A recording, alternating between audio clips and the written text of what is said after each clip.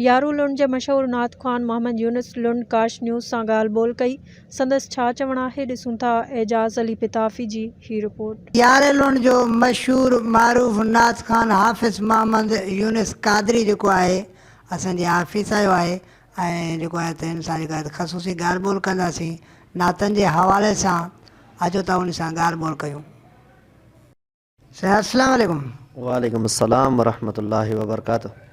साईं अव्हांखे नात ख़ाने जो कॾहिं शौक़ु लॻो आहे? हुज़ूर अकरम सल्लल्लाहु अलैहि वसल्लम जे सना जी त हर हिक खे शौक़ु आहे। हर को पंहिंजे कोशिशि कंदो आहे त मां बि हुज़ूर जो सनागर थियां। साईं असांखे नंढे लाइ खां ई बि हुज़ूर अकरम सल्लल्लाहु अलैहि वसल्लम जे सनाख़ानी जो शौक़ु हुयो। दरअसल ॻाल्हि इहा हुई त असांजे घर जे अंदरि हुज़ूर जी सनाख़ानी हलंदी हुई। सना पढ़ंदा हुआ वॾेयारा, बाबा सयारा, ॾाॾे सयारा ऐं असांजा चाचा साईं बि पढ़ंदा हुआ। पोइ जीअं घर जो मसइलो थींदो आहे, नंढा वॾा सभु पढ़ंदा आहिनि, त पोइ उन निस्बत सां मूंखे हुज़ूर जी सनाख़ानी जो शौक़ु थियो ऐं मां पढ़णु जेका शुरू कई उहा 2009 खां वठी करे माना क्लासनि जे अंदरि जिथे मदरसनि में तालीम ॾींदा हुआसीं, पढ़ंदा हुआसीं, उते माना इहा सनाख़ानी जो असांखे मौक़ो मिलंदो हो, उते पढ़ंदा हुआसीं। अच्छा, अव्हांजी जेको आहे कोई एल्बम वग़ैरह रिलीज़ छो नातनि जे हवाले सां या प्रोग्रामनि में अव्हां नातूं ॻाईंदा आहियो? जी अञा त मूं जेको आहे स्टूडियो जे अंदरि नात रिकॉर्ड न कई आहे ऐं अल्हम्दुलिल्लाह असांखे बहितरीनु सबक़ु हाणे कुझु सालनि खां वठी तक़रीबन 2 साल थिया आहिनि, 3 साल हले थो। अल्हम्दुलिल्लाह अल मदीना नात अकेडमी ठुल शरीफ़ जो चेयरमैन हुआ उस्ताद बहितरीनु उस्ताद आहिनि, उस्ताद साईं नज़ीर अहमद सुमरो साहिबु, जेके असांखे सुहिणे अंदाज़ में महबूब करीम सल्लल्लाहु अलैहि वसल्लम जी सना सेखारीनि था ऐं बग़ैर कंहिं लालच जे। अल्लाह तबारक व तआला उन्हनि खे ख़ुशि रखे। हिन टाइम ताईं 3 साल आहे, कॾहिं बि असांखे उन्हनि खां न क्लास जी फ़ीस वरिती आहे, न उन्हनि फ़ीस जी का ॻाल्हि कई आहे। उन्हनि जो माना दिलि जी ख़्वाहिश तमन्ना इहा ई आहे त मां माना बग़ैर कंहिं लालच जे फ़ी सबीलिल्लाह हुज़ूर जे सनाख़ाननि खे महबूब जी सना सेखारियां। अच्छा, अव्हां KTV न्यूज़ चैनल जे थ्रू जेको आहे त हिकु थाल ऐं मिसरो असांजे नाज़रीन खे ॿुधाईंदो नात जो पंहिंजे सुहिणे ऐं सुरीले अंदाज़ में? साईं बिल्कुलु ॿुधाईंदासीं इंशाअल्लाह। जी बिस्मिल्लाह।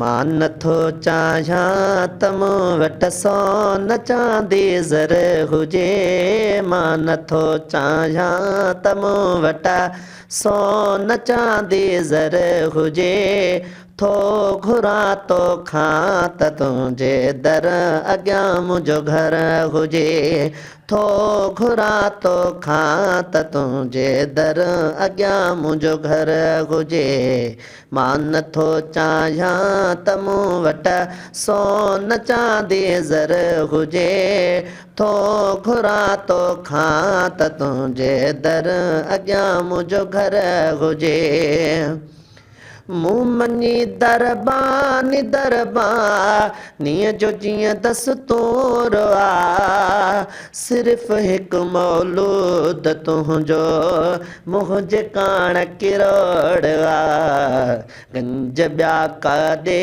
कबा जॾ तो जहिड़ो गोहर हुजे, गंज ॿिया काॾे कबा जॾ तो जहिड़ो गोहर हुजे, थो घुरां तोखां त तुंहिंजे दर अॻियां मुंहिंजो घर हुजे।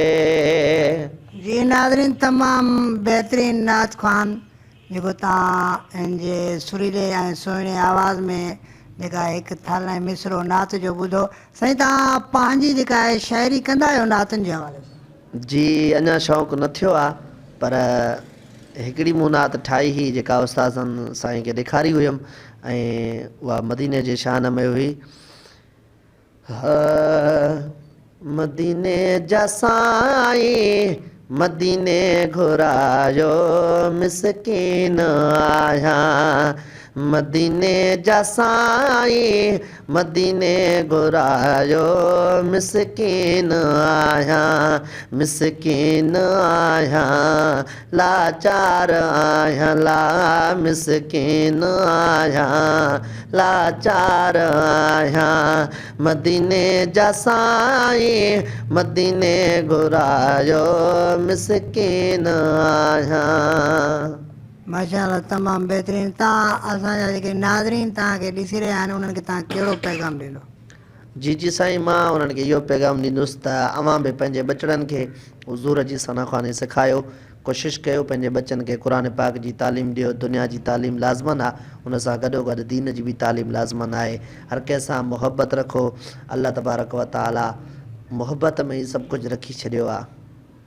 जी नाज़रीन, तव्हां हीअ जालौन जो मशहूरु जेको आहे नात ख़ान मोहम्मद यूनिस लुंड जी जेका आहे ॻाल्हि ॿोल ॿुधी, कैमरामैन टीम सां गॾु इजाज़ अली पितावी, KTV न्यूज़ यारोल।